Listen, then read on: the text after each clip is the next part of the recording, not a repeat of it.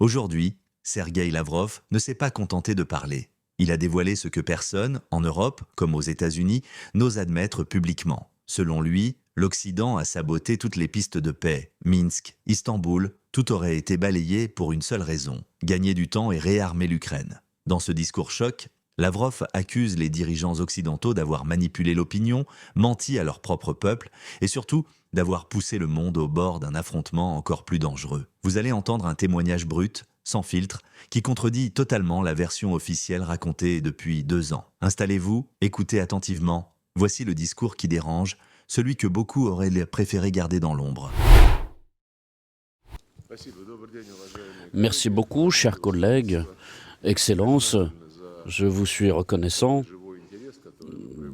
de manifester cet intérêt vif pour cette problématique ukrainienne et pour les questions internationales d'une manière générale.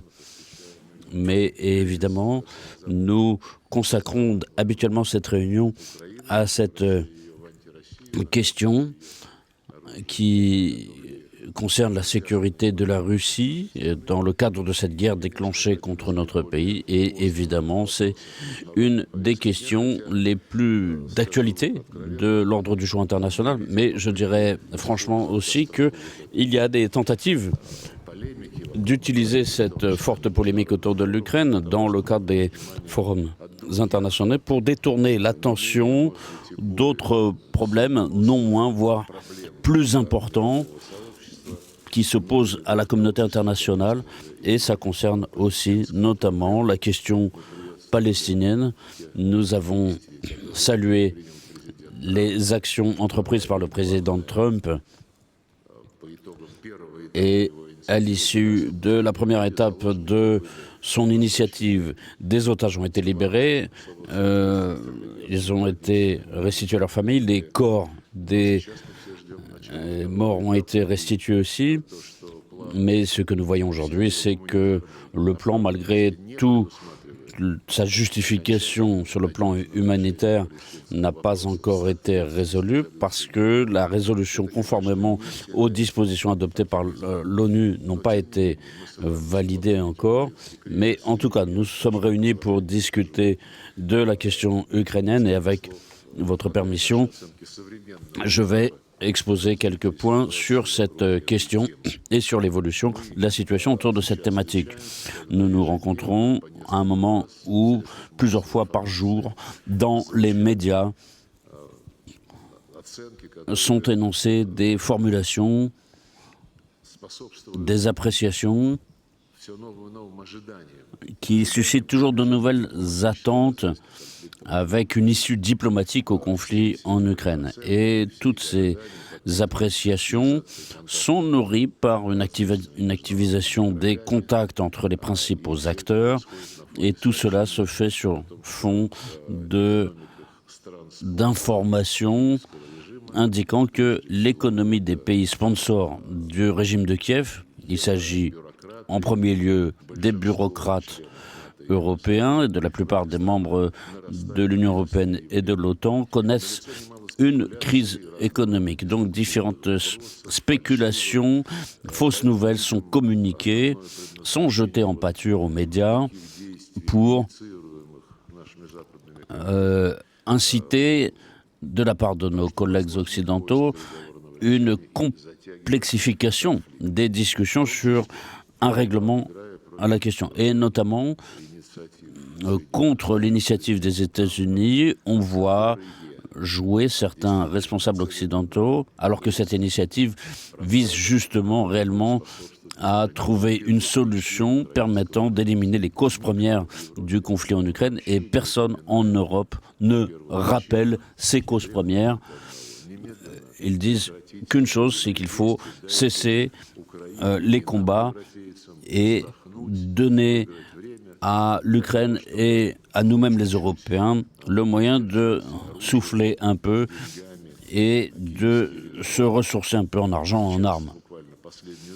Et la dernière nouvelle, qui vient juste d'arriver et sur laquelle j'attire votre attention, c'est qu'il y a eu des contacts, comme l'indiquent les médias, des contacts téléphoniques entre le président Trump, Macron Starmer et Friedrich Merz et le représentant officiel du gouvernement allemand, un certain monsieur Cornelius, qui dit que les 4 chefs d'État ont discuté des négociations sur un cessez-le-feu en Ukraine. Ils n'ont parlé que de ça. L'Europe ne s'intéresse à rien d'autre. Or, nous nous intéressons à ce que soit conclu une série de documents permettant d'assurer une paix à long terme et la stabilité entre tous les acteurs.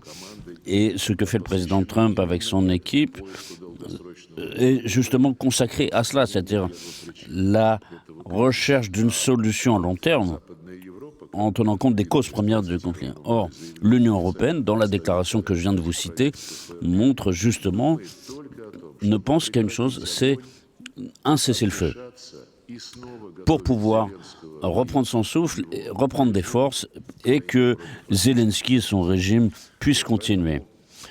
Par conséquent, aujourd'hui, nous allons chercher à séparer le grain de l'ivraie et à trouver exactement quels sont les tenants, les aboutissants de cette situation pour avoir une appréciation qui s'appuie sur l'expérience de toutes ces discussions, de toutes ces négociations, et pour continuer à avancer.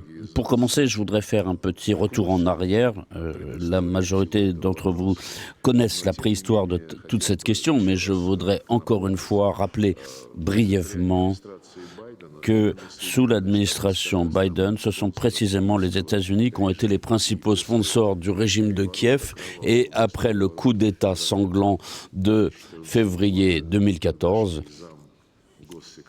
la secrétaire d'État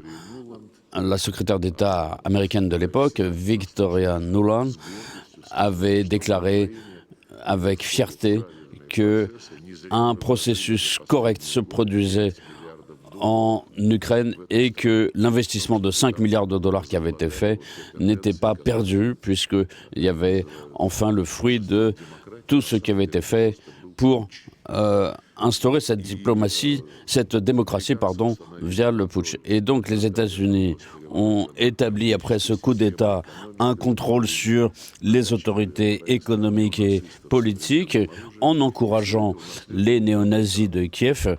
Et Donald Trump a hérité de tout cela. Et je me souviens que une de ces slogans de campagne les plus éclatants était de mettre fin au conflit ukrainien, et rendons hommage au fait que après son retour à la Maison-Blanche, il s'est mis tout de suite à travailler sur cette question, et nous avons l'impression qu'il est sincèrement intéressé à mettre fin à ce conflit. Nous sommes intéressés, mais cette aspiration n'est pas suffisante. Il y a encore des démarches concrètes à prendre pour éliminer les causes premières du conflit. Et le président russe et les membres de son gouvernement ont rappelé à plusieurs reprises qu'il n'était pas envisageable que l'Ukraine fasse partie de l'OTAN malgré toutes les promesses depuis 35 ans, et que l'extermination de tout ce qui est russe en Ukraine est une grave infraction à la charte de l'ONU et à de nombreuses conventions signées par l'Ukraine et qui doivent garantir la protection de la langue russe et de l'usage du russe dans différents domaines de la vie courante. Et donc le règlement de cette question, rappelons encore une fois que lors du coup d'État de février 2014, nous nous étions adressés aux autorités françaises, allemandes et polonaises pour leur demander d'influencer l'opposition ukrainienne, puisque ce coup d'État se faisait quasiment sous l'égide de ces autorités occidentales, et nous avons demandé donc qu'ils aient une influence pour sur l'opposition pour qu'elle respecte ses engagements. Donc Paris, Berlin et Varsovie étaient garants de la mise en œuvre de ces accords. Alors, vous avez apposé votre signature, c'est votre réputation, donc faites en sorte que les putschistes, si cela s'est produit, si les Allemands, les Français et les Polonais avaient rempli leurs obligations en tant que garants à l'époque, l'Ukraine aurait pu éviter la guerre civile que le régime parvenu au pouvoir après le coup d'État a immédiatement déclenché contre les millions de citoyens de l'Ukraine qui refusaient de reconnaître la légitimité de ce régime. Par conséquent, compte tenu du fait que les pays occidentaux, il y a 11 ans, il y a presque 12 ans en réalité, ont refusé de remplir leurs obligations, on a donc la réponse à la question de savoir si les capitales européennes sont sincères dans leur vœu d'un cessez-le-feu. En tout cas, la Russie continue ses efforts diplomatiques. Vous savez que les accords de Minsk avaient été validés après toute une nuit de négociations à Minsk, dans la capitale de la Biélorussie. Le président Poutine avait participé directement et à l'initiative de la Russie, nous avions validé proposer une validation au Conseil de sécurité de l'ONU qui s'est faite à l'unanimité, et ça veut dire que tous les pays membres du Conseil de sécurité de l'ONU doivent respecter ces accords, mais ces décisions étaient considérées par les Occidentaux comme un moyen de gagner du temps pour poursuivre les fournitures d'armes au régime de Kiev illégal et se préparer à une guerre contre la Fédération de Russie. Et tous ceux qui ont signé ces accords de Minsk, la France, l'Allemagne, le président Hollande et la chancelière Merkel et l'ancien président ukrainien, dont la signature est apposée sur ces documents, en fait, ils voulaient simplement gagner du temps. Ils l'ont reconnu il y a quelques années, en plein pendant l'opération militaire spéciale, ils ont reconnu que personne n'avait l'intention de respecter ces accords, que l'objectif unique était d'arranger la situation de l'armée ukrainienne et la préparer ainsi à une guerre avec la Fédération de Russie.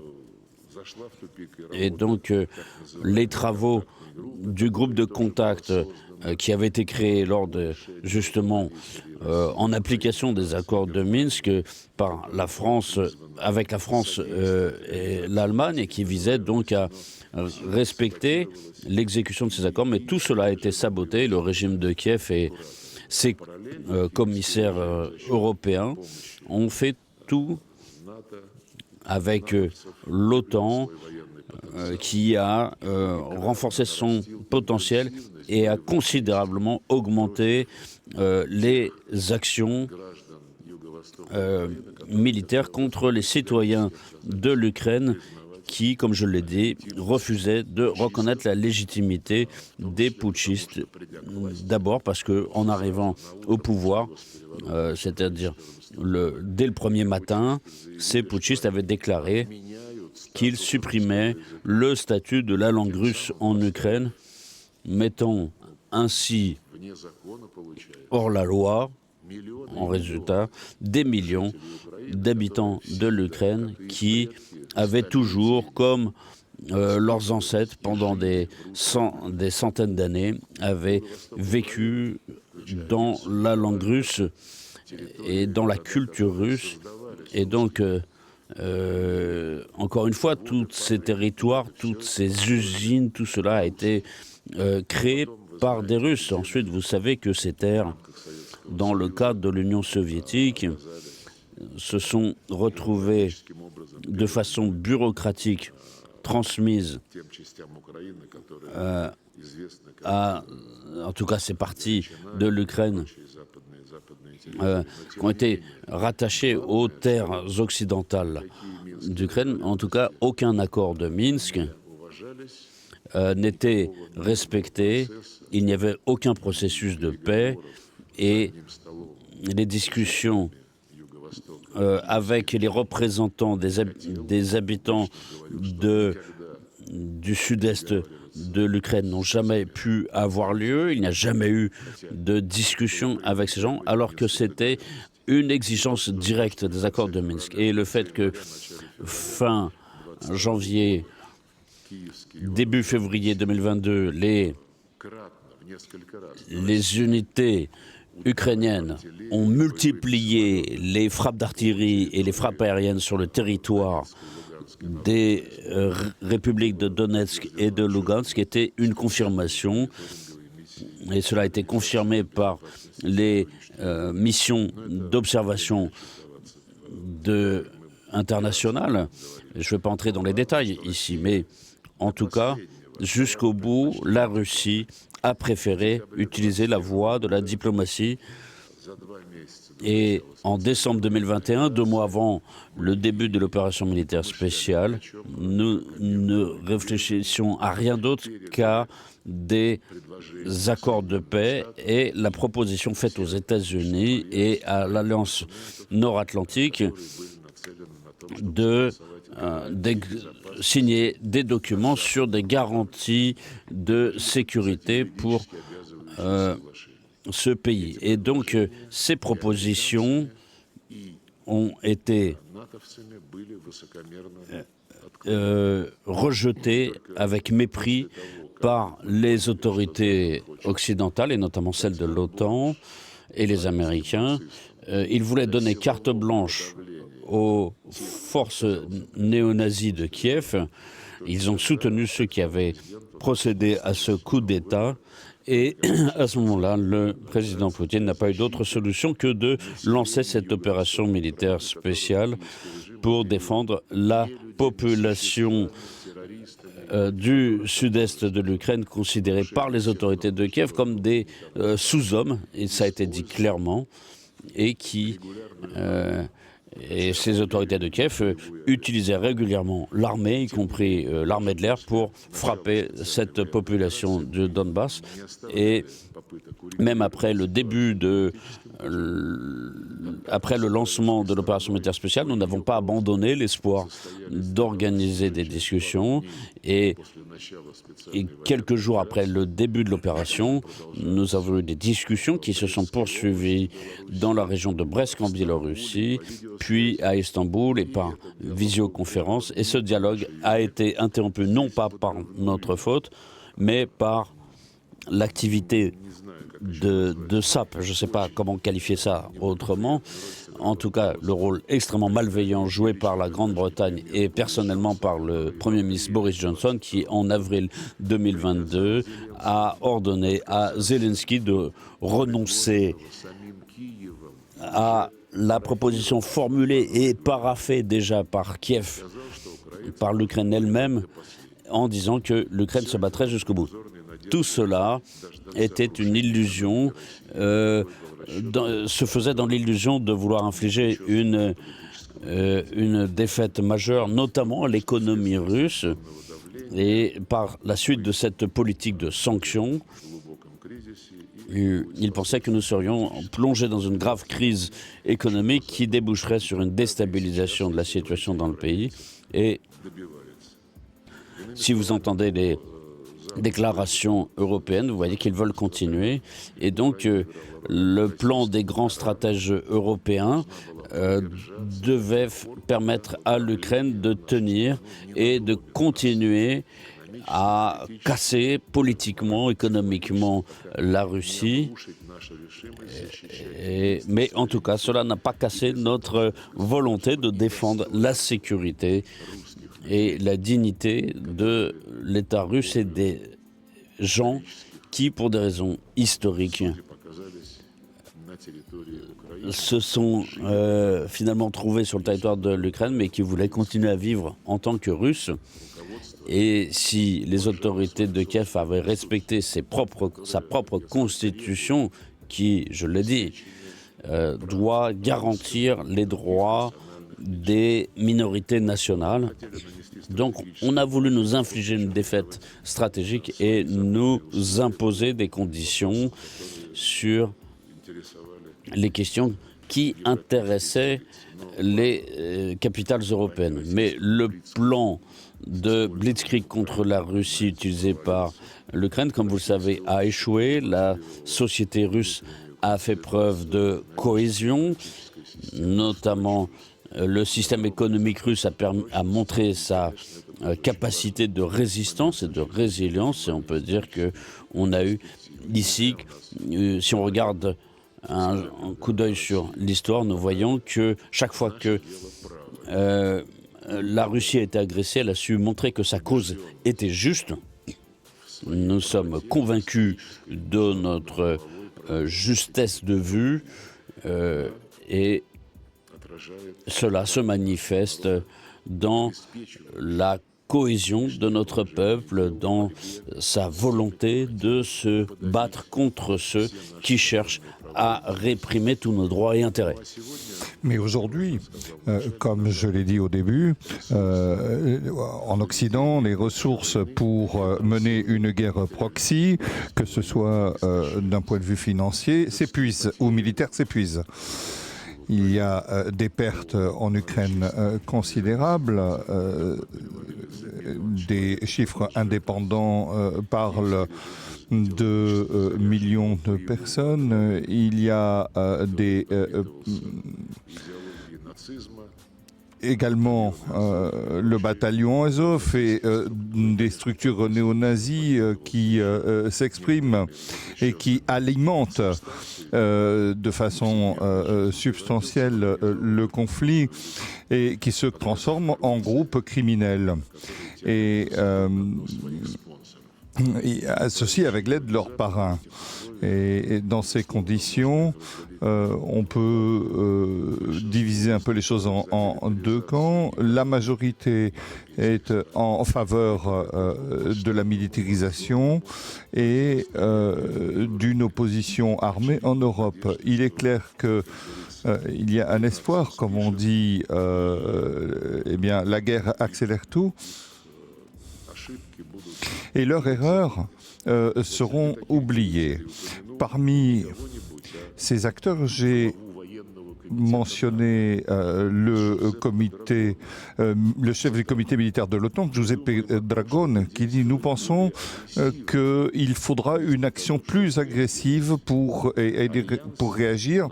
L'Alliance, donc l'OTAN, devra faire des frappes préventives. » Fin de citation. Qu'en pensez-vous? Cela veut dire qu'il y a d'autres acteurs, des politiciens, qui disent ouvertement qu'il faut se préparer à une guerre contre la Russie en 2029 ou 2030. Et il est clair que ce qu'a dit le général italien, parlant de frappe préventive sur la Fédération de Russie, commence à être justifié par le Premier ministre italien, Madame Giorgia Meloni. Donc lorsqu'on lui a demandé ce qu'elle en pensait, et elle a simplement dit que c'était des paroles qui étaient réelles. Et donc, pensez donc qu'on pense déjà à des frappes préventives.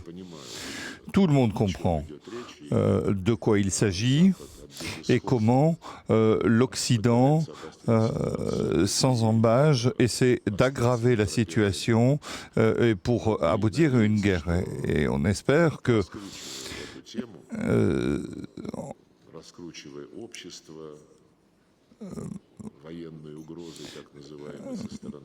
lorsqu'on parle de frappe russe, nous espérons que les élites en Europe, à un moment donné, comprendront. Mais la minorité, elle, veut sortir du conflit, trouver des moyens de désescalade. et parvenir à un règlement. Et cette politique d'une partie des pays européens s'établit autour de l'action de Trump, qui est passé des paroles aux actes et qui commence à influer sur Kiev pour convaincre Zelensky de passer aux négociations. Nous considérons ces efforts comme une volonté de nos partenaires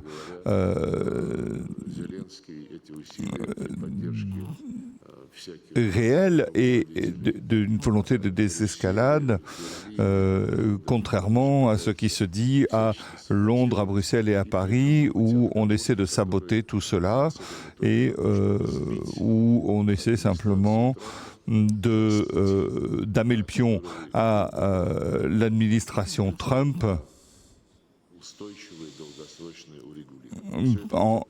pour empêcher un règlement à long terme. Et ainsi, ne rien entreprendre. Au printemps dernier, comme vous le savez, nous l'avons dit, nous voulions des négociations et à Istanbul, on repris les premières négociations. Il y en a eu en mai, juin et juillet. Nous avons fait des propositions, nous avons fait un projet de protocole d'accord de règlement. Nous avons fait des propositions, notamment de créer un centre de monitoring et de contrôle du cessez-le-feu russo-ukrainien et également pour résoudre les problèmes, les questions humanitaires. Nous n'avons réussi que sur la seule question humanitaire à nous mettre d'accord, mais nous avons dit très bien, créons un groupe de travail spécial, un sur les questions humanitaires, un sur les questions militaires et un sur les questions politiques.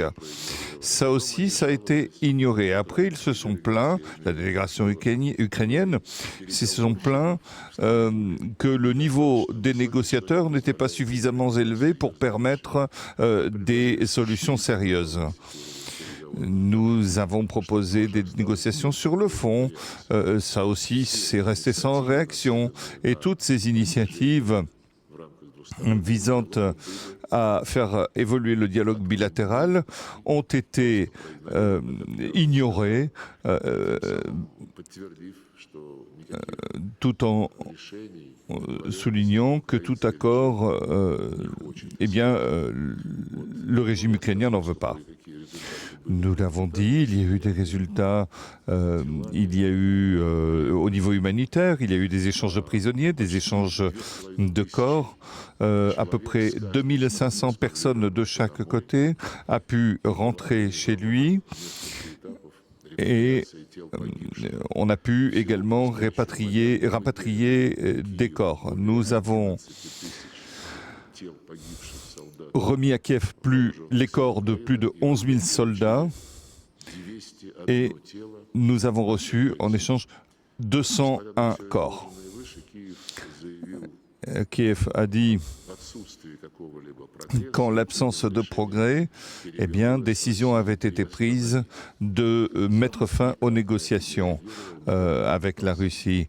L'Occident n'a jamais essayé d'obliger le régime de Kiev à faire preuve de volonté politique pour un règlement politique. Malgré tous ces événements, l'impression est là. Les négociations à Istanbul étaient là pour une seule chose, comme au moment des accords de Minsk, d'utiliser n'importe quel prétexte pour aboutir à un cessez-le-feu et ainsi permettre un réarmement pour un peu compenser les pertes et refaire ses forces. Et aujourd'hui, il y a un nouveau point. Donc, il y a un scandale de corruption Et le fait de faire traîner en longueur ce conflit, eh bien, a des questions physiques. Pour nous, comme nous l'avons dit à plusieurs reprises, notamment comme l'a souligné récemment le président Poutine, nous n'avons jamais refusé les négociations du moment qu'il s'agisse de travaux constructifs pour examiner, par exemple, la question des États-Unis. Nous avons impliqué nos partenaires des BRICS pour créer une atmosphère de règlement pacifique, y compris au sein du groupe des amis de l'Ukraine qu'ont créé nos amis chinois, nos partenaires chinois et brésiliens. Il y a une volonté réelle de parvenir à une stabilisation de la situation internationale.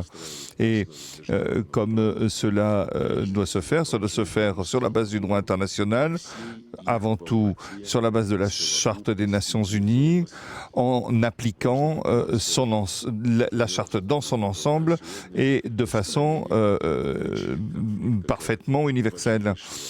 C'est ce qu'il faut, ce sont les conditions pour une paix durable. Nous en avons parlé de la Charte. L'Occident aussi parle en permanence de la Charte et des principes de la Charte de l'ONU s'agissant du règlement du conflit.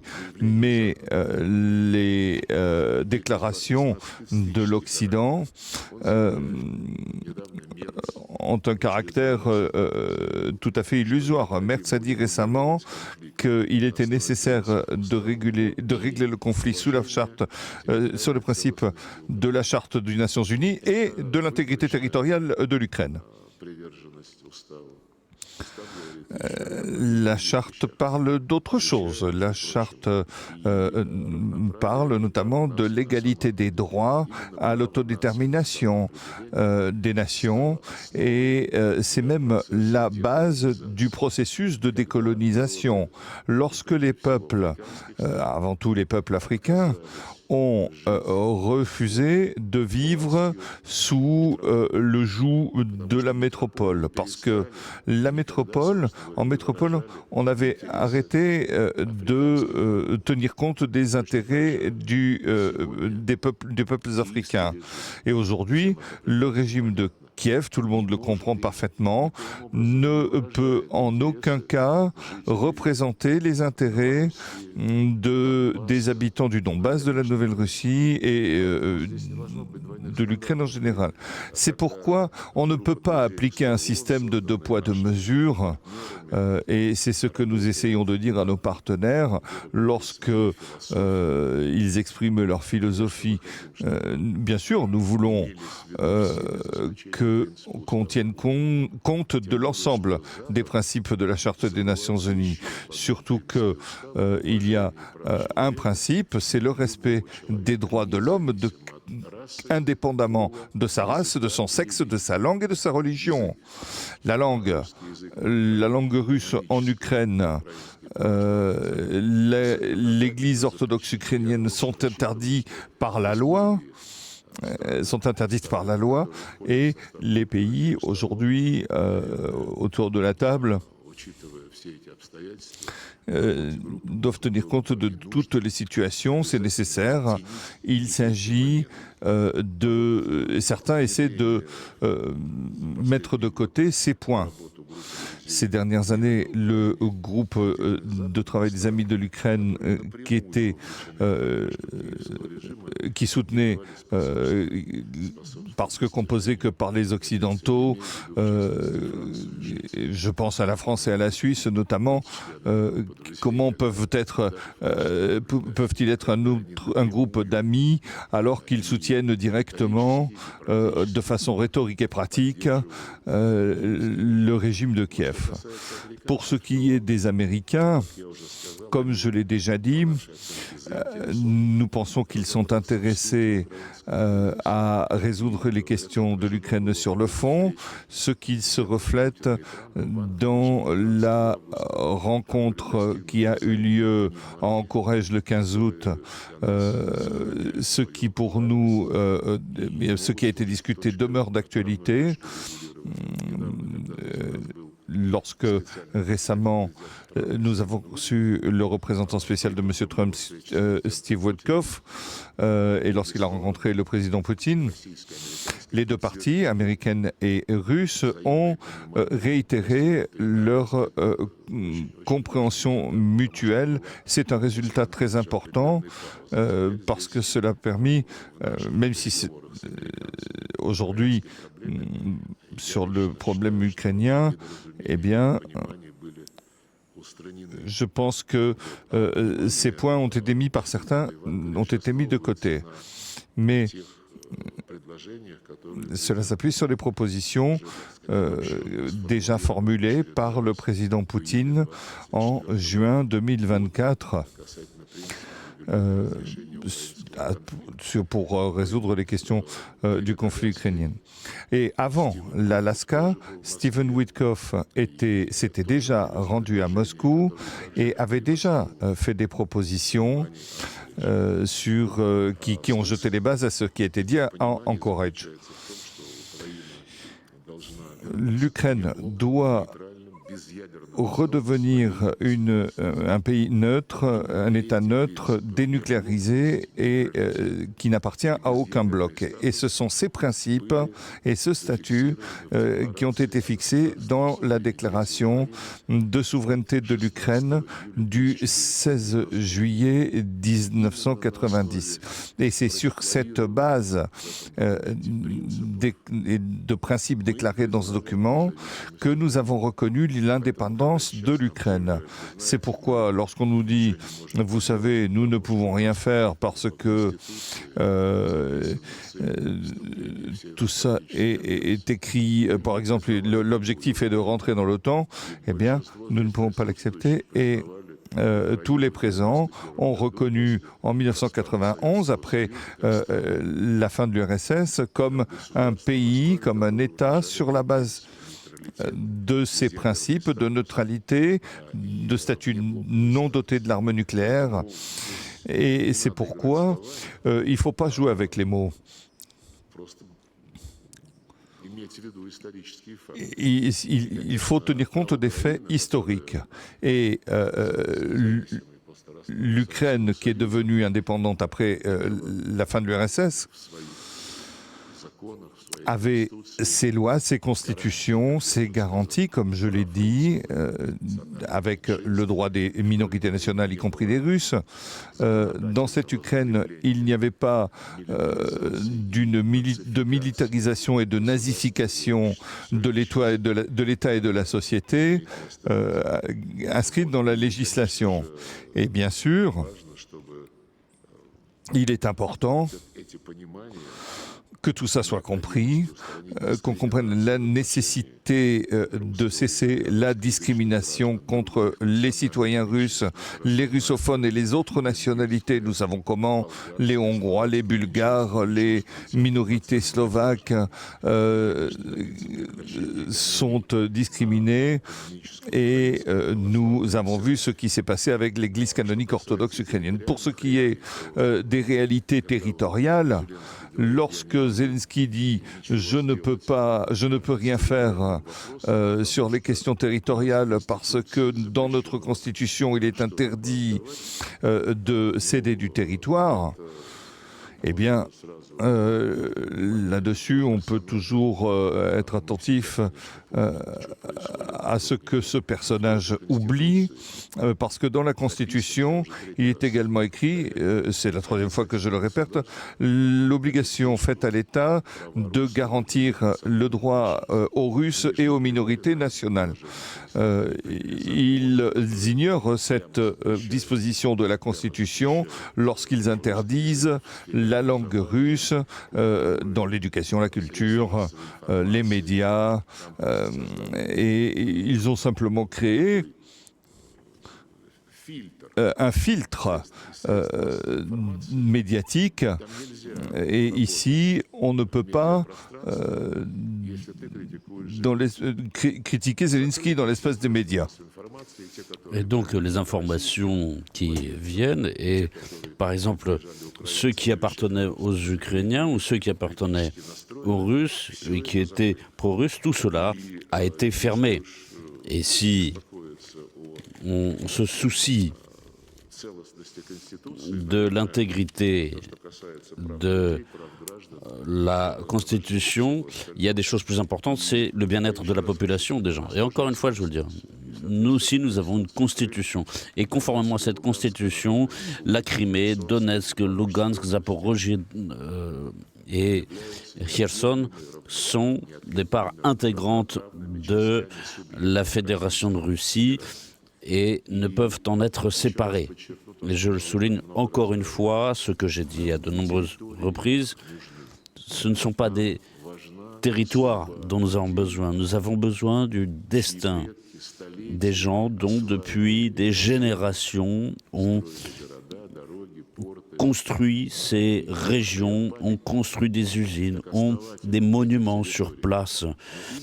Ce sont leurs terres. Et le droit de ces gens est rayé, piétiné par le régime de Kiev. Et donc, c'est les populations de ces régions, de ces entités de la Fédération de Russie, ont refusé par référendum de vivre sous l'autorité de ce régime de Kiev.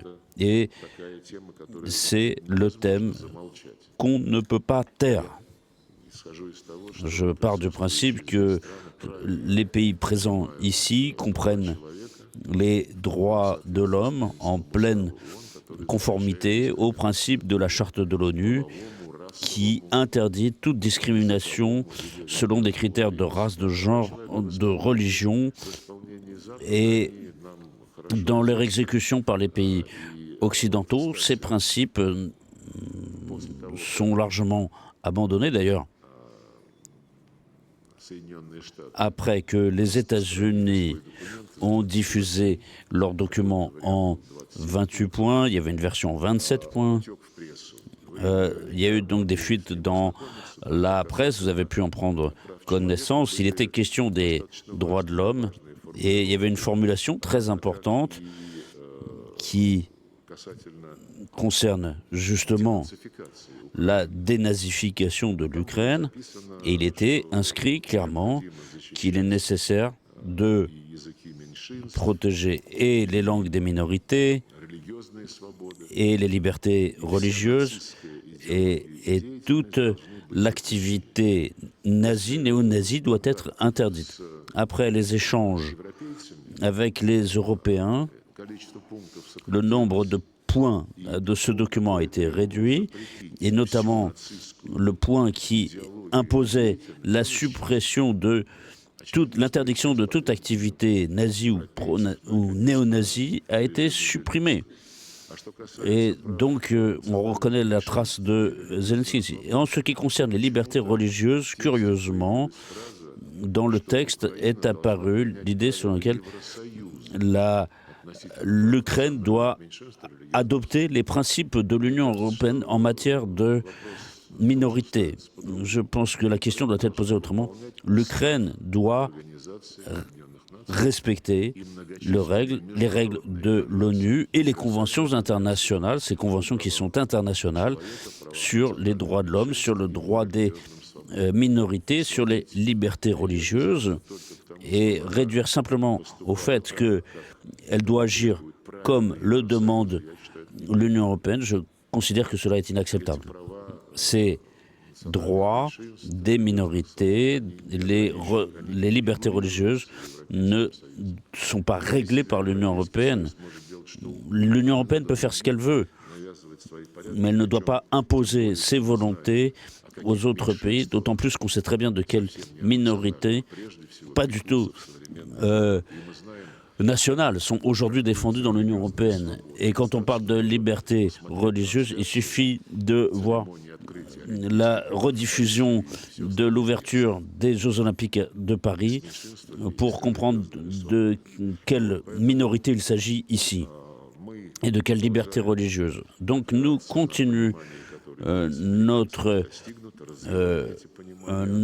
opération. Nous continuons à faire connaître aux États-Unis, à nos collègues américains, nos propositions qui concernent des garanties collectives de sécurité. Nous comprenons que, en discutant des conditions de sécurité, on ne peut pas se limiter à la seule Ukraine. Les discussions dont il est question et les déclarations de Zelensky, de ses patrons occidentaux, personne ne les a montrées, mais à en croire ce que disent les médias, ces propositions, à part la proclamation d'une zone démilitarisée le long de la ligne de contact et d'une zone tampon des deux côtés de la frontière dans laquelle il n'y aura aucun armement lourd, mais cela n'a aucun sens tant qu'on ne revient pas, quand on parle du fait que l'Ukraine peut avoir une armée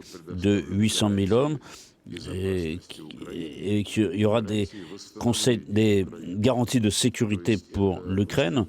Encore une fois, cela est le retour à la logique tragique de la formule de paix de Zelensky qui n'avait qu'un seul objectif, c'est-à-dire concentrer toute l'attention sur le soutien au régime néo-nazi actuel, sans changer sa nature, sans changer sa politique sur les droits de l'homme et les libertés religieuses, et laisser hors du dialogue les intérêts légitimes de la Fédération de Russie. D'ailleurs, nous sommes toujours prononcés pour que, ça a commencé déjà de 2010, de 2008, nous avons proposé à l'OTAN de mettre en place un accord contraignant consacré aux sécurités collectives de sécurité. Et aujourd'hui, le président Poutine, justement, lors de sa rencontre récente avec messieurs Witkoff et Kouchner, a dit, encore une fois, nous comprenons que les garanties de sécurité doivent concerner aussi l'Ukraine, mais l'autre partie ne veut défendre que l'Ukraine. Et les garanties qui sont proposées, on le voit dans la presse, ne peuvent que favoriser des agressions contre la Fédération de Russie.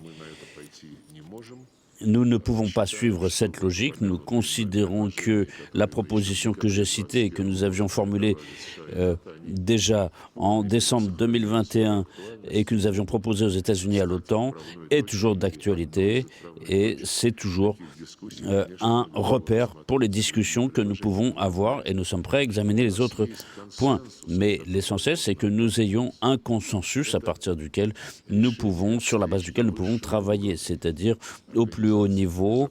Il y a, par exemple, l'OSCE à Istanbul en 1999 et Astana en 2010 avaient confirmé ces dispositions n'ont pas été annulées. Chaque pays peut choisir librement ses alliés pour sa sécurité. Mais, deuxième point, dans toutes les circonstances, aucun pays n'a le droit d'assurer sa sécurité aux dépens de celle des autres. Ça, c'est le deuxième point. Troisième point, troisième principe, qui est stipulé dans ces documents validés au plus haut niveau, c'est qu'aucun pays ou groupe de pays ou organisation dans l'espace de l'OSCE n'a le droit de prétendre dominer les autres. Or, c'est justement ce que fait l'OTAN de façon permanente en intégrant tous les pays les uns après les autres qui sont immédiatement situés aux frontières ouest de la Russie. Et donc, nos collègues occidentaux se comportent de façon malhonnête et enfreignent les obligations de leur président et de leur Premier ministre. Ils disent que mais ce sont que des obligations politiques, pas juridiques. Nous n'avons pas signé d'obligations juridiques. Alors c'est ça leur logique. Cette logique ne fonctionnera pas. S'ils ont l'intention de s'en tenir à cette logique, tout cela finira mal. Par conséquent, nous sommes prêts, compte tenu de toutes les propositions qui ont été formulées dans le contexte collectif pour commencer des discussions, et qui doivent viser à parvenir à un accord contraignant juridiquement et qui soit une base pour ce que nous ne voulons pas que la crise soit suivie d'une autre crise. Donc nous ne voulons pas le voir les semences d'une nouvelle crise.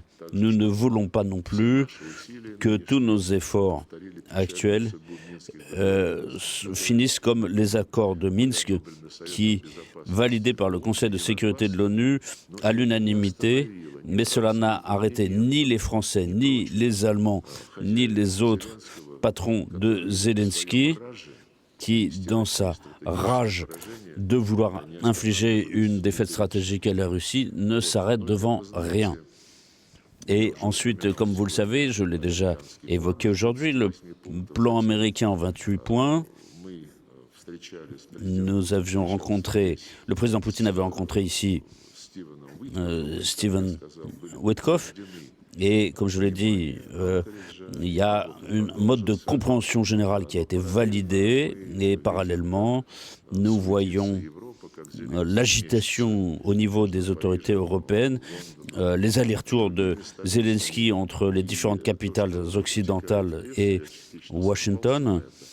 Et tout cela montre que l'objectif qu'ils ont est bien de saper les efforts du président Trump et de son équipe. Pour la plupart de ces acteurs, type Macron, Starmer, Stubb, von der Leyen, Merz, Kallas,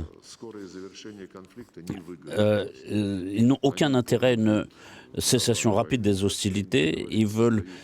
Ils créent une coalition dite des volontaires, ils augmentent les dépenses militaires pour essayer de sauver leur peau dans cet avenir politique. Ils brandissent toutes sortes de menaces mythiques à l'égard de la Russie. Vous savez qu'ils pensent mettre en place un Schengen militaire. Ils veulent réduire le temps de mobilisation et de déploiement des troupes occidentales à nos frontières et pour envoyer leurs militaires en Ukraine en tant que gardiens de la paix, entre guillemets. Pour nous, ces gardiens de la paix, ces soldats de la paix, pardon, ne signifient rien. Donc nous avons dû reconnaître, les Anglais ont dû, les militaires britanniques ont dû reconnaître leur participation directe à des opérations contre la Russie. Après que l'un d'entre eux a été tué, le gouvernement britannique n'a pas pu cacher les circonstances dans lesquelles il a été tué, en disant qu'au moins une centaine de ressortissants britanniques se trouvent dans les troupes luttant contre la Fédération de Russie. Et donc c'est une nouvelle qui date d'hier soir. Et nous ferons tout ce qui est nécessaire, nous tirons toutes les conséquences qui s'imposent sur la nature du régime britannique. Et évidemment, les Européens,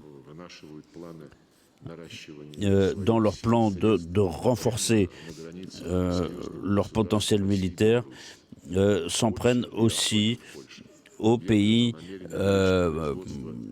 notamment à la Biélorussie.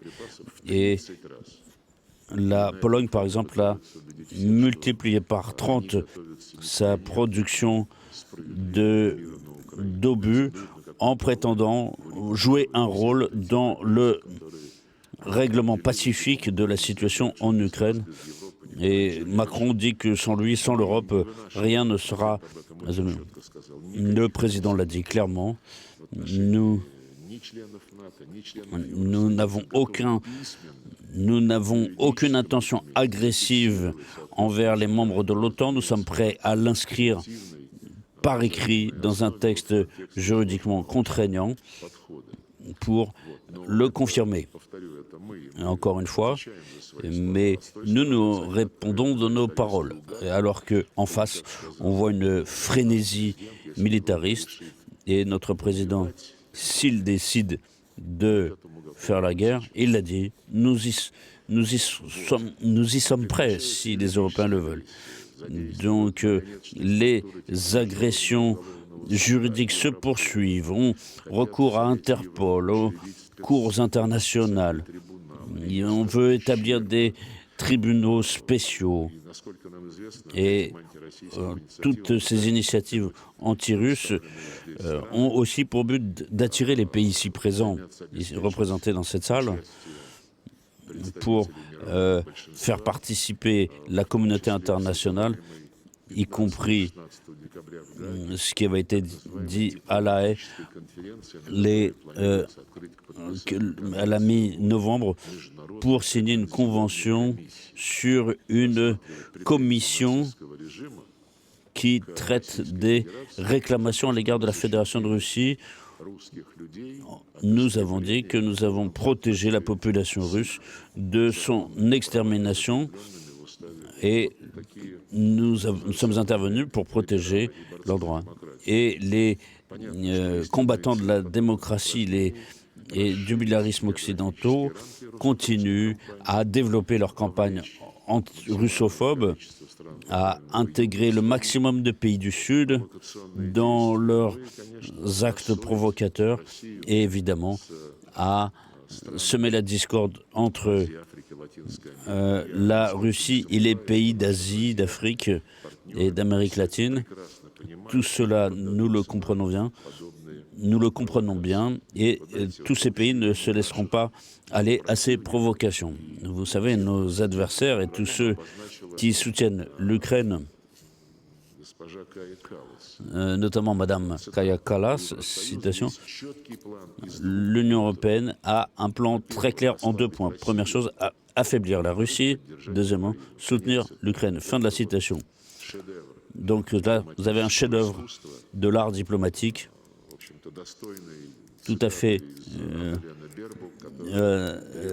digne de ce que proférait aussi Annalena Baerbock, qui disait que sa position, elle avait changé à 360 degrés. Donc, Kaja Kallas a déclaré que l'Union européenne soutenait l'Ukraine, mais ces derniers temps, on ne voit pas vraiment un intérêt derrière tout cela. C'est-à-dire que le régime de Kiev suppose aussi la confiscation, le pillage des actifs légitimes et souverains de la Fédération de Russie.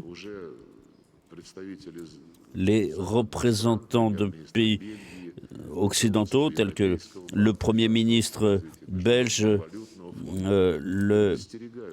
et différentes institutions financières internationales ont mis en garde l'Union européenne contre ces actes insensés.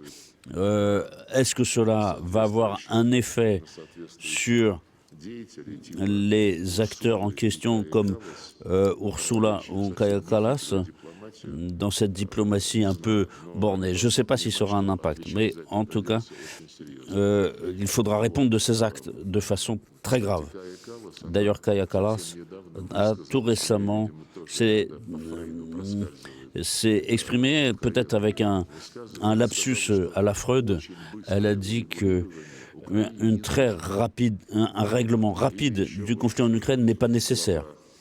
Ou encore, le chef du renseignement allemand militaire, M. Kahl, avait dit que l'Europe avait intérêt à ce que le conflit se poursuive pendant plusieurs années, pendant que les pays européens développent leur potentiel pour pouvoir lutter contre la Russie. Donc, vous voyez ce genre de déclaration. Et cette idéologie de la guerre contre la Russie est déjà peut-être un argument pour l'auditoire interne au niveau national.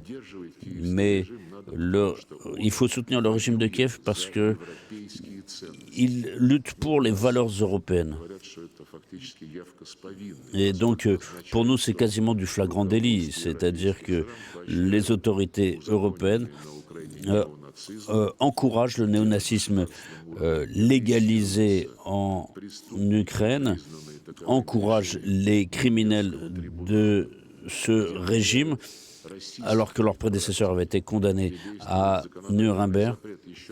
Donc, encore une fois, j'insiste là-dessus, ils veulent éliminer tout ce qui est russe, la langue russe et tout ce qui est lié à la langue russe de la presse, de la vie quotidienne. L'Église orthodoxe, et personne n'hésite, ne pense à dire que cela est une infraction grave aux conventions internationales. Et c'est comme ça qu'il parle des valeurs européennes. Je pense que c'est une leçon pour tout le monde. Et voilà donc les dernières manières de défendre les valeurs européennes qui montrent un petit peu... L'une des dernières choses, c'est la destruction de la mémoire. Ça a commencé il y a 20 ans. Le gouvernement de l'Ukraine, aujourd'hui, il y a... c'est géré par l'autorité centrale de préservation de la mémoire. Ils veulent supprimer les organisations ou les personnes qui accusent d'agir contre les intérêts de l'Ukraine et ils veulent considérer la décommunisation et la décolonisation politique. Ainsi prendre un certain nombre de personnages qui seraient contre l'Ukraine. Vous avez une liste comme ça avec Tourgueniev, Bouglakov, Kataev, Ilf, Babel, Jvanetsky, Pouchkine, Lermontov, des compositeurs Glink, Moussorski, des Sourikov, le peintre Sourikov et d'autres. Et cette liste noire qui comprend des acteurs de l'impérialisme qui représenteraient une menace contre l'Ukraine. Alors vous avez la dynastie des Romanov, Lomonosov, Bagration, Poltavski et les batailles de Poltava et de Borodinsky sont considérées comme illégales. Donc le régime de Kiev ainsi est prêt à... C'est ainsi que le régime de Kiev se dit prêt à négocier.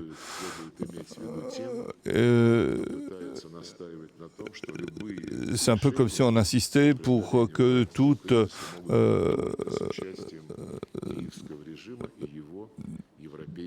règlement se fasse uniquement avec les gens du régime de Kiev.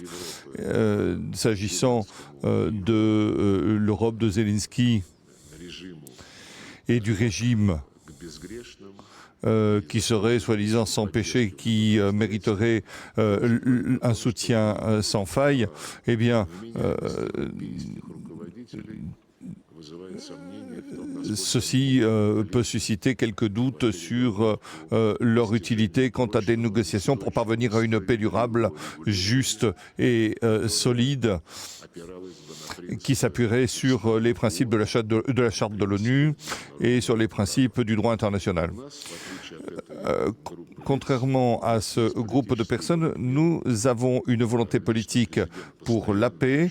Le président l'a dit, je veux le souligner encore une fois, a souligné sa volonté de poursuivre un dialogue fourni avec la partie américaine, puisqu'elle montre une volonté pour parvenir à des résultats, une volonté réelle. Et c'est ainsi que nous voulons mettre fin au conflit. Notre position de principe demeure inchangée et elle veut écarter les raisons primaires que tout le monde connaît de façon excellente. Et je suis convaincu que vous le comprenez et j'espère que des arguments complémentaires qui seront exprimés aujourd'hui seront utiles pour évaluer la situation et pour déterminer vos actions. À cet égard, je vous remercie de votre attention. Merci beaucoup, Monsieur le Ministre, Mesdames, Messieurs. Vous pouvez donc poser vos questions. Allez-y, je vous en prie.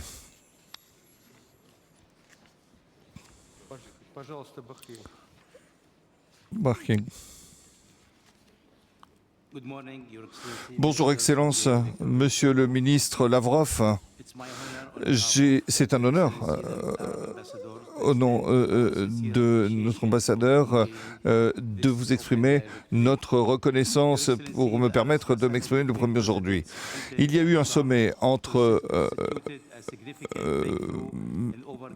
avec M. Poutine, et ce qui a permis de sortir de l'impasse pour régler la crise. La communauté internationale le reçoit avec optimisme et le roi du Bahreïn veut appuyer les deux présidents en reconnaissance de leurs efforts pour parvenir à une solution à ce conflit. Néanmoins, les États européens ne font pas sienne cette initiative pour des raisons évidentes. Ils continuent d'être méfiants vis-à-vis de la Russie, malgré le fait que la guerre en cours comporte un risque substantiel pour le continent européen. J'aimerais poser deux questions. Tout d'abord, selon l'avis de votre Excellence, qu'est-ce qui explique l'appréhension de l'Europe envers la Russie? Et ma deuxième question, c'est pourquoi la Russie ne prend pas d'initiative de proposer des assurances et des garanties de sécurité pour l'Europe qui l'encourageraient à appuyer une initiative de régulation. Pour ce qui est de la crainte de la part de l'Europe s'agissant de la Fédération de Russie, je ne peux pas comprendre les raisons des dirigeants européens. Regardez ce qu'ils disent. Il est clair que on ne peut pas se mettre dans leur tête et leur place. La Finlande, après la guerre, était notre bon voisin, très longtemps. Nous avons passé une période très longue où nous avons eu de bonnes...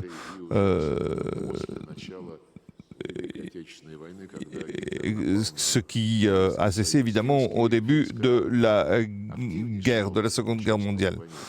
La Finlande a agi contre la Russie pendant la guerre, avec notamment le siège inhumain de Leningrad.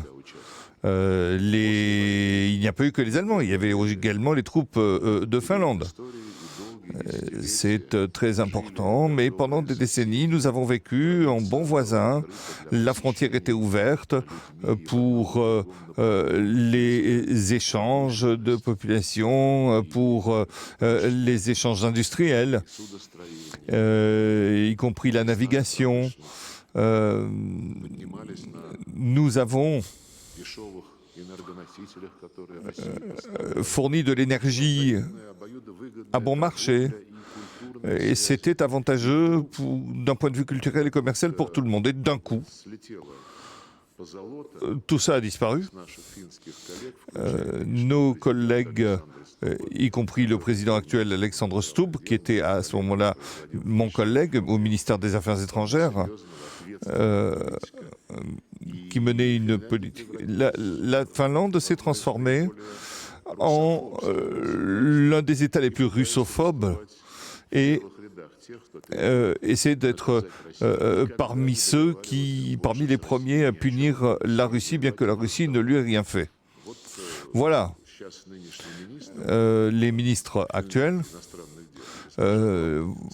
Monsieur Vautonen, ministre des Affaires étrangères actuel, dit que la Russie demeure une menace stratégique à long terme pour la sécurité euro-atlantique. Il faut contenir la Russie et la maintenir à distance. Oui, Poutine ne s'est pas écarté de ses exigences de décembre 2021 malgré l'absence de progrès pour la sécurité européenne, donc pour empêcher une nouvelle agression. Qui est-ce qui dit ça? C'est le président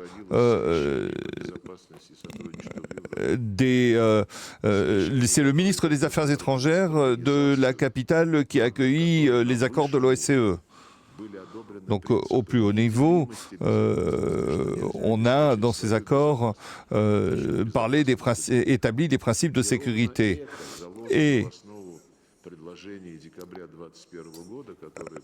les propositions de décembre 2021 que Mme Valtanen considère comme inacceptables aujourd'hui puisqu'ils empêchent des décennies de progrès. Où ils mettent fin à des décennies de progrès. J'aimerais qu'elle m'entende. Ces propositions étaient la dernière chance de sauver les avantages de sécurité auxquels aujourd'hui l'Occident essaie de mettre fin, notamment à l'Organisation de sécurité et de coopération en Europe, tel que cela avait été signé à Helsinki. Malgré tout, Mme Valtanen défend le régime nazi avec le cœur léger. Et ces idées exprimées par l'Europe ne pourront pas aider aux négociations et aboutir à des démarches utiles et malheureusement il leur soutient à la propagande et à l'agitation. La deuxième question que vous aviez,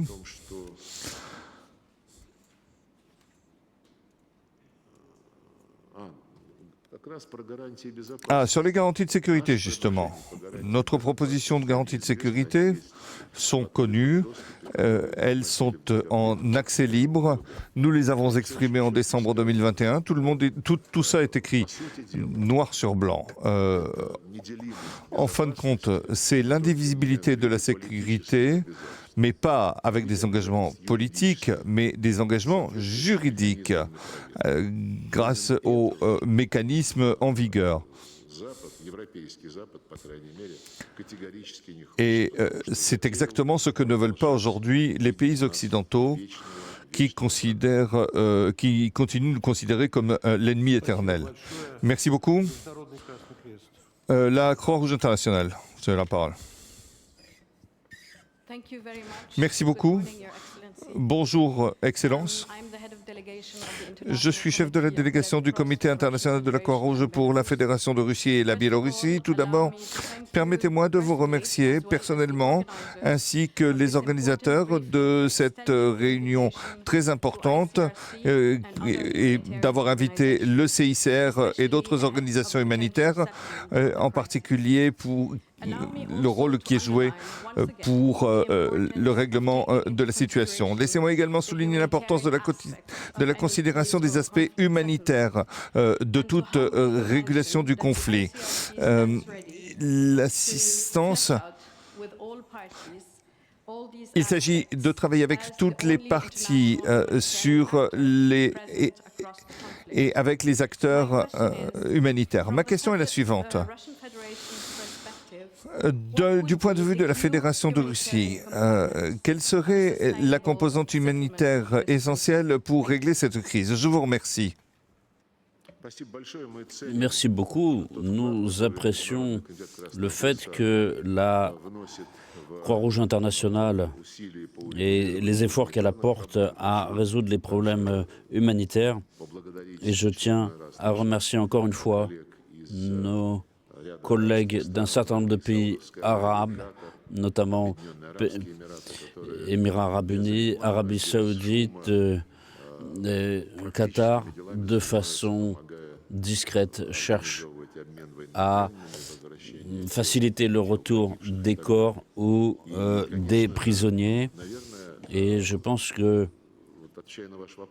pour répondre à votre question, je peux dire quels sont les points humanitaires à résoudre en prioritaire. Je ne dirais pas qu'il y a un aspect humanitaire qui est plus important que les autres. Tout est important. Et ce qui est important, c'est que les prisonniers de guerre puissent rentrer dans leur famille, que les corps soient restitués pour être inhumés dans la dignité. Et il faut éliminer tout risque qui apparaît dans des situations, notamment pour les enfants. Le sujet des enfants a été largement, inconsidérément politisé. Il y a régulièrement des accusations de la part de Kiev disant que des dizaines de milliers d'enfants d'Ukraine ont été enlevés par les militaires russes, qu'ils sont l'objet de tortures, des dizaines de milliers. Dès le premier jour où ce sujet a été proféré dans la presse, nous avons demandé des contacts et il y a eu justement à Istanbul des échanges là-dessus. Dans l'intérêt de ces enfants, pour résoudre la question, nous avons demandé aux négociateurs ukrainiens de nous donner des listes de ces dizaines de milliers d'enfants. Après de nombreux rappels, les Ukrainiens ont pu ramasser, excusez-moi le mot, nommer 39 familles. Nous avons immédiatement procédé à une vérification, notamment en contactant votre honorable organisation. Et sur ces 39 familles, on a découvert que ce n'étaient pas des enfants et qu'ils n'étaient pas sur le territoire de la Fédération de Russie, mais en Europe. Et cela a permis de confirmer les soupçons que nous avions sur le commerce d'enfants qui a été organisé. Certains acteurs ukrainiens avec leurs aides européens. Mais encore une fois, si la Croix-Rouge, le Comité international de la Croix-Rouge est prêt à aider, je sais que vous préférez agir de façon discrète pour préserver votre statut d'organisation non politisée. Ici, il ne s'agit pas de politique, il s'agit d'enfants qui, comme on dit, sont introuvables. Et si on peut utiliser vos structures pour arranger la situation, apporter des précisions, je pense que en soi, ce sera déjà une contribution significative dans les efforts communs que nous menons. Et si on parle des problèmes humanitaires dans le sens le plus large, donc la langue, la confession religieuse, tout ça, ce sont aussi des aspects humanitaires importants. Et je pense que tous ceux qui sont présents ici, notamment ceux qui font partie des amis de la paix en Ukraine, je vous appelle tous à être attentifs à la question des droits des Russes et des droits des croyants en Ukraine. Au milieu de toutes ces discussions, de ces négociations, tout à la fin du mois de novembre, font du fait que l'Europe ne veut même pas évoquer, ne serait-ce que faire allusion aux persécutions contre la langue russe et la foi en Ukraine, et en disant que l'Ukraine défend les valeurs européennes. Au Conseil de sécurité de l'ONU, fin novembre, le représentant adjoint de l'Ukraine, Chrystina Gaïvyshin, a déclaré au micro qu'il n'y aurait aucune réduction de la situation du russe. Nous ne cesserons de considérer les agressions de la part de la Russie. C'est-à-dire que notre ligne de défense des Russes vivant en Ukraine contre l'extermination, cela est qualifié même d'approche génocidaire. Si ces choses-là étaient au cœur de l'attention de ceux qui sont en contact avec le contact de régime, je pense que la sensation, le sentiment d'impunité totale qu'ont Zelensky et ses camarades, cela mérite une attention. Parce que cette attitude, d'ailleurs, un autre exemple. Le 2 décembre, à Moscou, M. Witkoff est venu faire des discussions tout à fait approfondies, des propositions. Les discussions ont duré plus de 5 heures. Ont été abordées des questions tout à fait concrètes sur la paix. Et le 3 décembre, le lendemain, la Rada a adopté une loi qui, en plus des lois interdisant déjà le russe dans tous les domaines de la vie courante, ont adopté une loi supplémentaire qui exclut le russe de la liste des langues faisant l'objet d'une protection conformément à la Charte européenne sur les langues régionales et les langues des minorités. Alors, ceux qui représentent l'Europe, tous les signataires de cette charte, avec ce défi aux efforts de paix entrepris, notamment, en l'occurrence, par l'envoyé spécial du président Trump, juste à ce moment-là, une disposition est adoptée par le régime propagandiste de Kiev, donc qui assimile la défense du russe à une politique génocidaire. Et donc il ne faut pas se gêner, il faut en parler ouvertement, et s'il n'y a rien, si ce n'est revendication légitime au droit d'exister de la part de la population, l'Europe garde le silence, et en fait elle confirme qu'elle encourage le racisme, la russophobie, la renaissance du nazisme, et que cela fait partie de son programme. Merci beaucoup. L'Iran, s'il vous plaît. Bonjour, Monsieur le ministre, ambassade d'Iran. Tout d'abord, je voudrais vous remercier de m'avoir invité à cette table ronde. Et nous avons reçu donc cette invitation. Et donc, nous avons reçu des informations et j'espère que cela se poursuivra. J'ai une question, si vous me permettez. Si vous me permettez, je vais m'exprimer en anglais. Monsieur le ministre, s'agissant des négociations entre la Russie et les États-Unis, la question est la suivante. Il s'agit de la conclusion, je veux dire, pour parler actuel d'entre vous, les États-Unis, s'ils n'étaient pas en mesure de parvenir à un règlement politique visant à mettre fin à la guerre, malgré les efforts de destruction de l'Europe. Et si M. Trump quittait la table des négociations, la question est la suivante. Quels seraient les projets alternatifs, les projets de la Russie en cas d'échec des négociations? Merci. Vous savez, nous ne procédons pas à des devinettes, on n'essaye pas d'imaginer si quelqu'un change d'avis. D'abord, nous avons toutes les raisons de croire, après les nombreux échanges que nous avons vus avec les États-Unis, et puis encore au niveau des présidents eux-mêmes, ensuite au niveau de ces représentants spéciaux, des représentants du président Poutine et du président Trump et des secrétaires d'État, nous avons toutes les raisons de croire que les États-Unis sont sincèrement intéressés à un règlement honnête de ce conflit dans le cadre du respect des intérêts légitimes de toutes les parties. Nous partons de là et nous attendons toujours des informations sur l'issue, la façon dont vont se terminer les contacts entre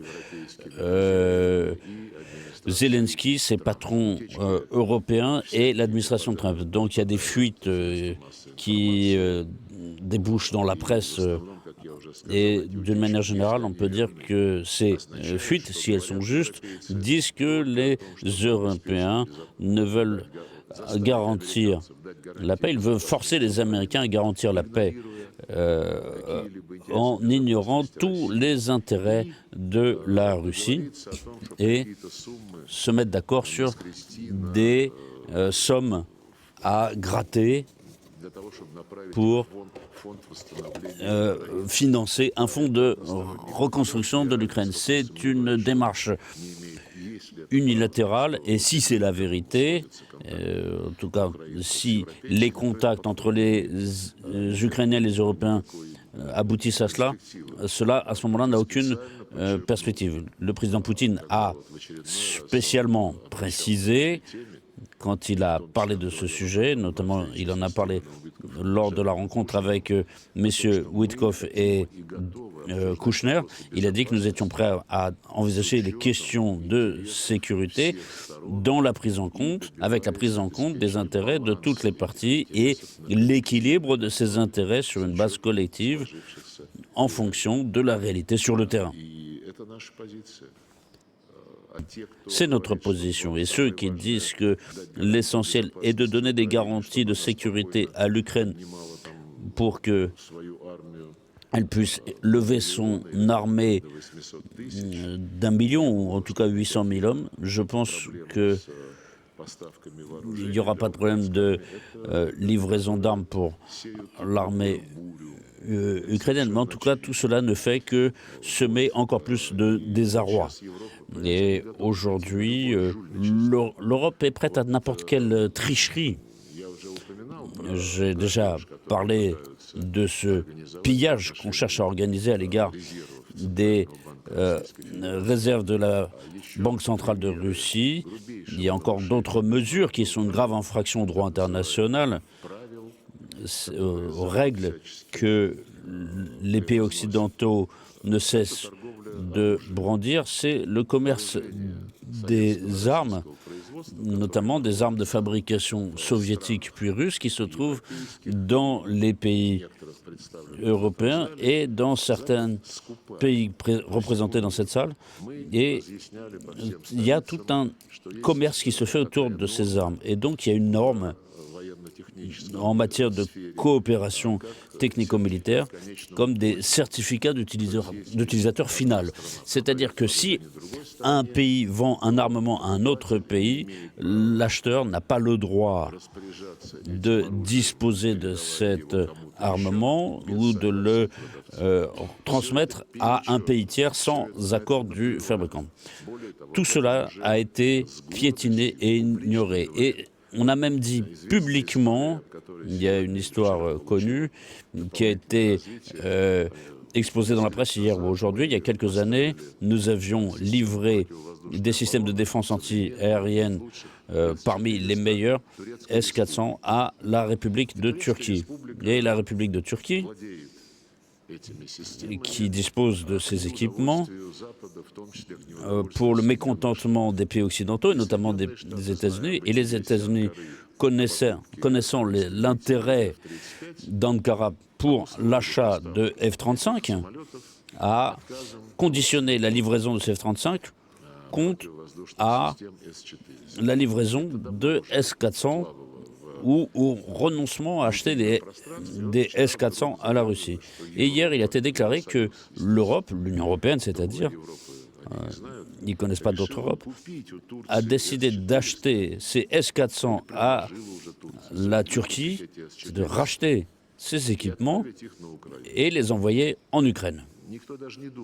Personne ne réfléchit au fait qu'il y a des obligations et que la Turquie, en tant qu'acheteur, a signé des engagements et qu'elle ne peut pas le faire sans valider cela avec la Fédération suisse. Cela n'intéresse absolument pas les responsables européens. Et là, c'est évidemment...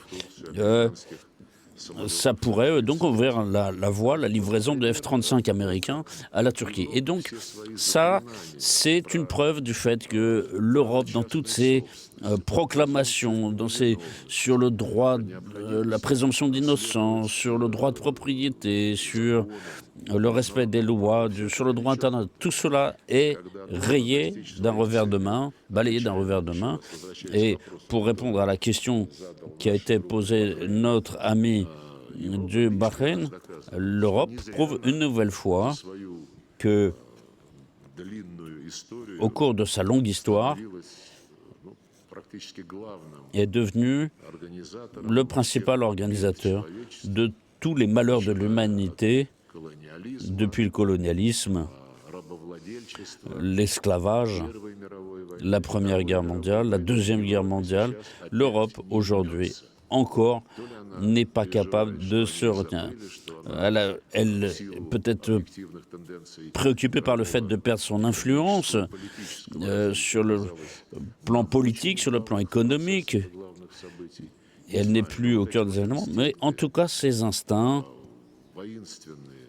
militaristes de volonté de rester sur le devant de la scène en agissant de manière agressive, donc ces volontés se manifestent à nouveau. Merci beaucoup. La Serbie, à vous.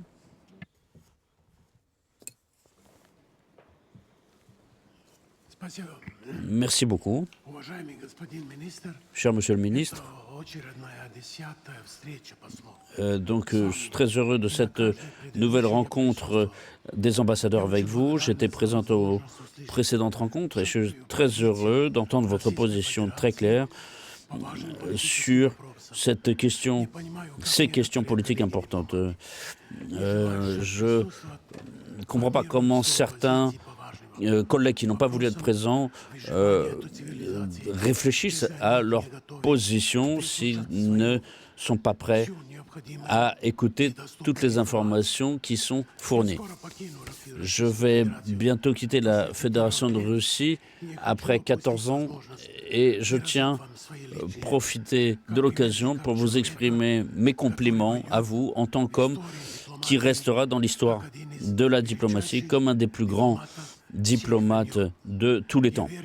Je suis convaincu qu'il n'y a pas ici une seule personne qui ne partage pas mon avis et ne vous serait pas reconnaissant pour le privilège d'avoir pu parler avec vous. J'ai une proposition et j'ai une question aussi. Vous avez peut-être partiellement répondu. Dites franchement, voyez-vous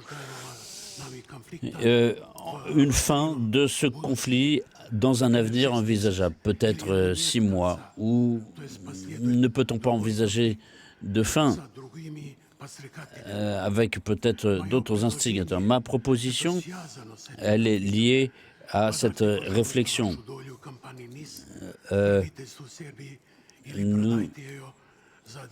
Vous pouvez vendre votre participation au gouvernement serbe, c'est sans... s'il ne voulait pas répondre à cette proposition, peut-être que le président répondra, mais nous pourrions faire une rencontre à Nice. Merci pour les pronostics de fin du conflit ukrainien. Ce sont les représentants de l'Europe qui donnent des délais. Certains disent avant le printemps, d'autres au cours de l'année 2026. Nous n'allons pas dépenser nos forces pour cela. Nous avons des objectifs clairs qui ont été parfaitement énoncés et dans un cadre précis par notre président et qui ont été discutés en détail, comme je l'ai dit, où des considérations pratiques ont été données dans le cadre de la mise en œuvre et que nous ne voulons pas un cessez-le-feu, mais une paix à long terme. Et nous allons continuer à avancer sur cette voie indépendamment des délais nommés par telle ou telle personne. Mais nous travaillons sur le fond. Le fond, c'est la sécurité de la Fédération de Russie et la sécurité de la population russe que le régime de Kiev a déclaré terroriste. En ce qui concerne la situation du complexe énergétique où la majorité des actions appartient à la Russie, ici il y a des discussions aujourd'hui. Je sais que les autorités serbes demandent aux États-Unis, précisément aux États-Unis Les États-Unis ont exigé d'ailleurs que leurs instructions soient remplies par le complexe énergétique serbe en accord avec des contrats internationaux. Donc c'est souvent des décisions américaines, c'est une pratique chez eux. Et cela, évidemment, sape la coopération qui s'est mise en place pendant toutes ces années et qui s'est fait apprécier comme un bien de l'humanité. Tout ne se fait pas rapidement, mais en tout cas, il y a un processus de prise de conscience que ce n'est pas un bien de l'humanité, mais c'est une structure une configuration, disons, de l'économie internationale qui permet à un pays d'imposer sa volonté aux autres. Mais évidemment, les pays sérieux qui veulent préserver leur souveraineté vont proposer des alternatives et chercheront à s'appuyer non pas sur des mécanismes qui ont déjà prouvé qu'ils étaient utilisés dans une politique de diktat, mais cela ne doit pas être sujet à des considérations idéologiques avec des impératifs idéologiques. Nous avons des plateformes de discussion, c'est les BRICS, c'est l'Organisation de coopération de Shanghai, il y a le CELAN, il y a d'autres organisations. Et je pense que les auteurs de ces déclarations et de ces mesures de limitation unilatérale sapent évidemment tout ce système de discussion qui a été qualifié de mondialisation et qui aujourd'hui s'écroule. Alors quelle voie suivre ici? Il y a des accords intergouvernementaux entre la Fédération de Russie et la Serbie où il est dit clairement qu'il n'y a aucune nationalisation qui ne peut se faire sans accord commun. Et sur quel accord cela peut se faire? Est-ce qu'il peut y avoir d'autres formes de solutions à ce problème? La solution est peut-être de trouver un moyen de poursuivre les travaux pour l'industrie serbe, l'industrie de l'énergie en Serbie, en utilisant les technologies américaines, sans que, en même temps, cette industrie soit punie par les Américains. Donc, je ne connais pas, je ne suis pas à la place des opérateurs, mais je vois ce qui se passe dans d'autres pays, des pays voisins. Il y a des entreprises qui, de toute façon, ont collaboré dans ce domaine avec d'autres entreprises. La justice doit être le critère. Pour moi, il ne fait aucun doute. Autrement, nous créons un précédent pour beaucoup d'autres pays, et ça, c'est ce qu'il ne faut surtout pas faire. Merci beaucoup. Le Soudan, vous avez la parole. Excellence, merci beaucoup de cette séance d'information et de nous tenir régulièrement informés de la situation. Vous avez souligné un certain nombre de questions liées aux droits de l'homme. Et j'aimerais ici rappeler les événements tragiques qui ont eu lieu au Darfour, à l'ouest du Soudan, commis par RSF et par des mercenaires, parmi lesquels on trouve des Ukrainiens. Des crimes indicibles ont été commis avec le soutien d'acteurs externes. Certains sont connus. Les Ukrainiens sont au Soudan, engagés comme mercenaires, impliqués dans un conflit et commettant des violations flagrantes des droits de l'homme, ainsi qu'un génocide contre les Soudanais. Avec le RSF,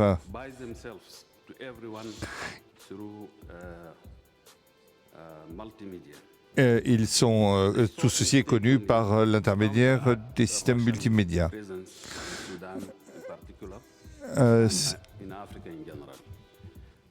J'aimerais votre opinion à ce sujet, Monsieur le Ministre.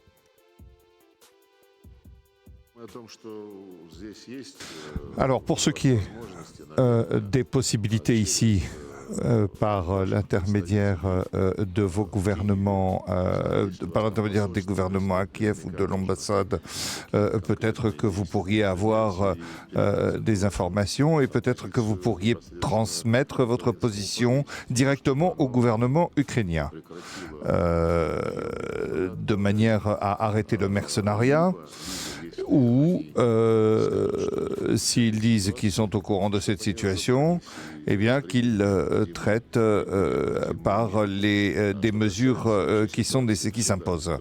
Pour ce qui est de la situation au Soudan, à plusieurs reprises, nous avons appelé nos collègues et le gouvernement de monsieur responsable de monsieur le président du Conseil suprême. Nous avons appelé au dialogue, aux négociations. Nous avons fait plusieurs propositions avec certains pays intéressés par le règlement de ce conflit pour que votre gouvernement entre dans un dialogue avec qui de droit, avec les forces en présence. Malheureusement, cela n'a pas été possible parce que ce dialogue n'a pas eu lieu. Mais je suis certain, y compris maintenant, on peut se concentrer pas sur ce qui se dit dans l'espace public et les condamnations régulières, mais par la recherche de solutions pratiques. Et nous sommes prêts à agir en ce sens et si des possibilités existent et si votre gouvernement y est prêt, eh bien nous sommes prêts à utiliser ces solutions, ces possibilités. Merci beaucoup. C'est la dernière question. Le Yémen, vous avez la parole.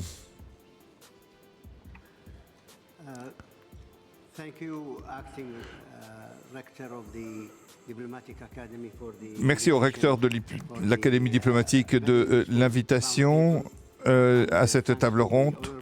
Merci à Monsieur le ministre des informations extrêmement intéressantes qu'il nous a données, qui ont commencé par mentionner les efforts visant à mettre fin à la guerre à Gaza, ce qui fait naître un espoir visant à renforcer la sécurité maritime en mer Rouge et pour la région en général. Les questions de sécurité maritime ne concernent pas seulement la mer Rouge, mais aussi la Méditerranée. Et vous voyez, Monsieur le ministre, que le droit international est nécessaire pour maintenir la sécurité maritime sur toutes les mers. Ma deuxième question, vous parlez des aspects juridiques de toutes les parties liés aux droits et aux intérêts, y compris concernant les langues et les religions et les pratiques religieuses, s'appuyant pour cela sur la Charte des Nations Unies.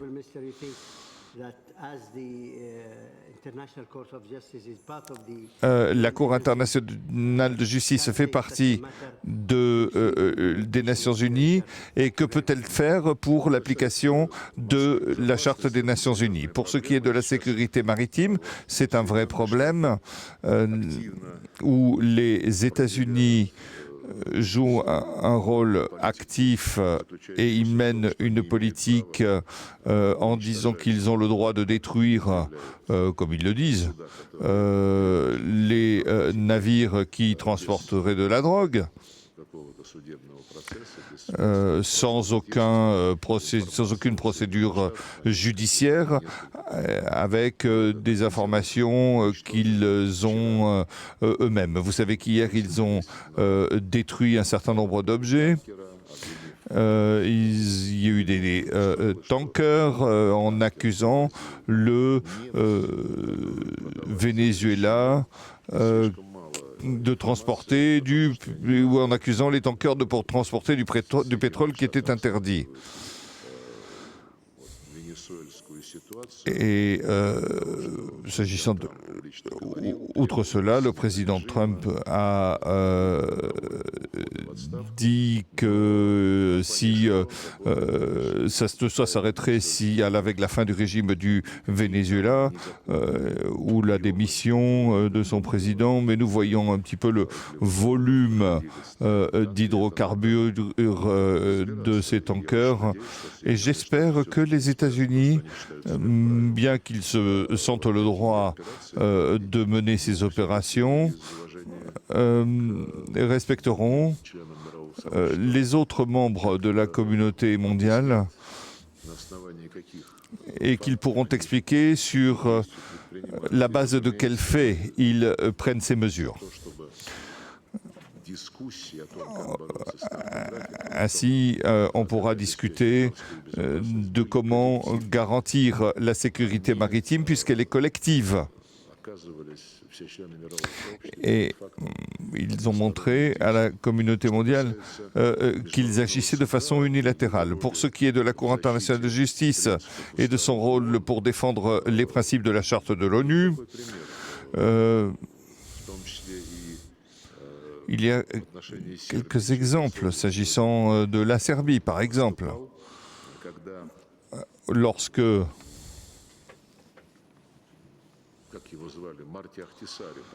Matti Ahtisaari, je crois, qui était chargé de la question du Kosovo, où personne n'avait mené des actions militaires, il ne restait plus d'autres possibilités que proclamer l'indépendance du Kosovo. Et c'est ce qu'ils ont fait. Ils se sont adressés à la Cour internationale. La Cour internationale a dit, oui, bon, il y a dans la charte de l'ONU ce principe d'autodétermination et d'autodétermination, où un État, de quelque État que ce soit, peut s'exprimer sans le consentement d'un pays. Donc on peut, et de la capitale d'un pays. Donc on peut. Et quelques années après, il y a eu le coup d'État en Ukraine. Le Kosovo a été déclaré indépendant sans aucun référendum, de façon totalement unilatérale.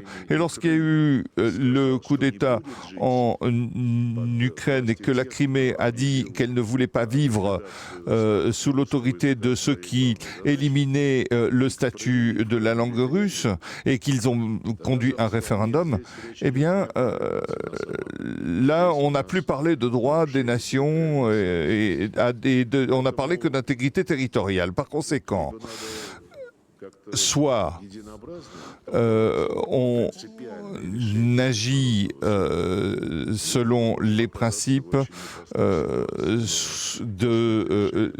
les principes en vigueur, soit on se retrouve dans une situation d'action unilatérale. Donc ici, il s'agit de préserver le respect des structures, le droit des États, le droit des hommes consacrés dans la charte. Ce sont des choses qui se trouvent qui relèvent de la compétence de la Cour internationale.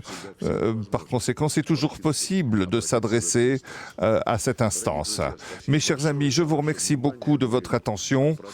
Nous allons poursuivre d'ici jusqu'à la fin de l'année et au-delà, et je vous souhaite donc tout le meilleur. Vous venez d'entendre l'intégralité du discours de Sergueï Lavrov. Qu'on soit d'accord avec lui ou pas, une chose est certaine. Ces révélations bouleversent complètement la narration occidentale sur la guerre en Ukraine. Si ce qu'il dit est vrai, alors beaucoup de décisions prises depuis 2014 et surtout depuis 2022 prennent une toute autre dimension. La question maintenant, c'est simple. L'Europe et les États-Unis diront-ils la vérité, ou continueront-ils à jouer la montre ? Dites-moi en commentaire ce que vous en pensez. Lavrov expose-t-il enfin ce que personne n'ose dire? Ou essaie-t-il simplement de défendre la position russe? Votre avis m'intéresse vraiment. Merci d'avoir regardé, et on se retrouve très vite pour une nouvelle analyse.